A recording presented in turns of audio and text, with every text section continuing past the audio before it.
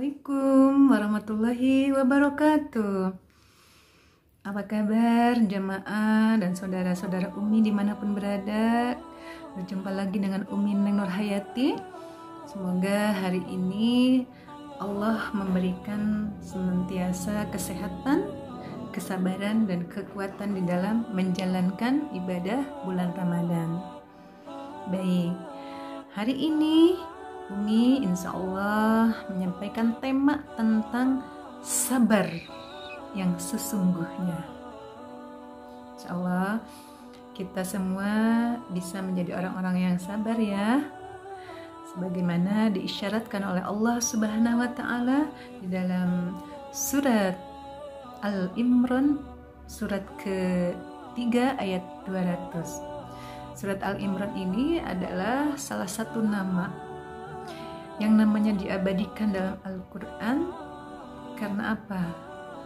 Karena terkenal dengan kata-katanya yang bijaksana. Padahal dia manusia biasa loh, seperti kita, manusia biasa. Namun karena akhlaknya yang luhur, akhlaknya yang terpuji, kata-kata dan sikapnya selalu bijaksana, maka Allah abadikan namanya di dalam Al-Quran. Masya Allah, subhanallah. Hadirin yang berbahagia, Allah mengisyaratkan kepada kita agar senantiasa bersabar, kuat dalam kesabaran, dan tetap siap siaga di dalam medan perang.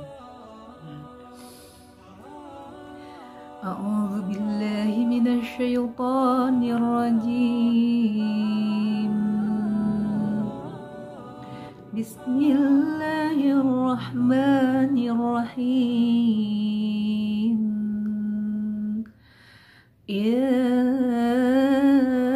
ayyuhallazina amanu isbiru wasabiru warabitu wattaqullaha la'allakum tuflihun. Wahai orang-orang yang beriman, bersabarlah, kuatkan kesabaranmu, tetap bersiap siagalah. Masya Allah. Allah berfirman di dalam surat Al-Imran ayat 200 sebagai ayat penutup dari surat tersebut. Dalam tafsir Ibnu Katsir dikatakan bahwa yang termasuk tingkatan tertinggi dari al-murabitu dalam ayat tersebut adalah tetap siap siaga dalam medan perang dari serangan musuh. Hadirin, musuh seperti apa yang dikatakan dalam ayat tersebut, dalam tafsir tersebut? Musuh yang dikatakan dalam tafsir tersebut bukan musuh bukan perang untuk melawan musuh di medan perang, bukan. Tapi musuh yang dikatakan di sini adalah musuh yang nyata.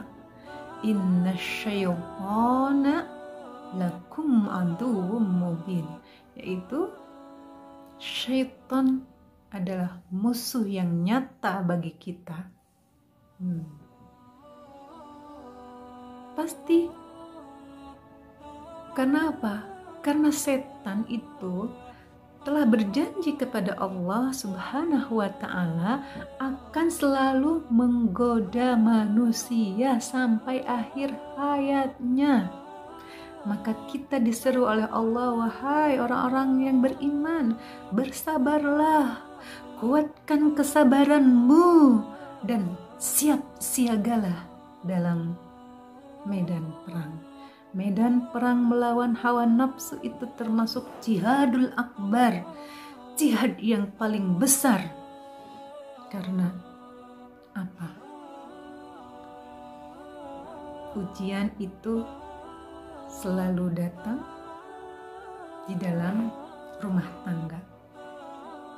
Setan itu menghinggapi atau merasuki anggota keluarga kita, baik itu kepada diri kita sendiri, kepada pasangan, kepada anak-anak, maupun kepada khadimah atau pembantu yang ada di rumah kita.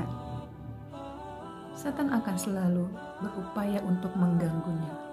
Supaya apa? Supaya kita celaka. Kita kan tidak mau celaka ya hadirin.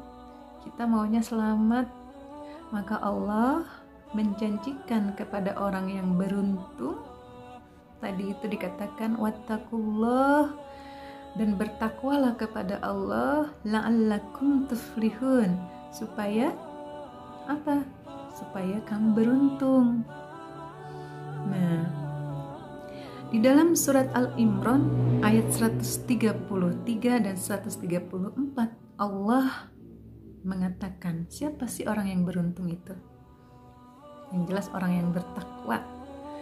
وَسَارِعُوا إِلَى مَغْفِرَةٍ مِّن رَّبِّكُمْ وَجَنَّةٍ أَرْضُهَا السَّمَاوَاتِ وَالْأَرْضُ أُعِدَّتْ لِلْمُتَّقِينَ الَّذِينَ يُنفِقُونَ فِي السَّرَّاءِ وَالضَّرَّاءِ وَالْكَاظِمِينَ الْغَيْظَ وَالْعَافِينَ عَنِ النَّاسِ وَاللَّهُ يُحِبُّ الْمُحْسِنِينَ.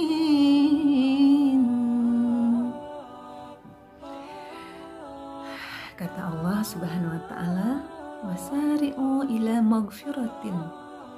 Ini orang yang beruntung itu yang segera meraih ampunan Allah, bersegera untuk meraih ampunan Allah dan mendapatkan surganya yang luasnya seluas langit dan bumi, dan itu diperuntukkan bagi orang-orang yang bertakwa.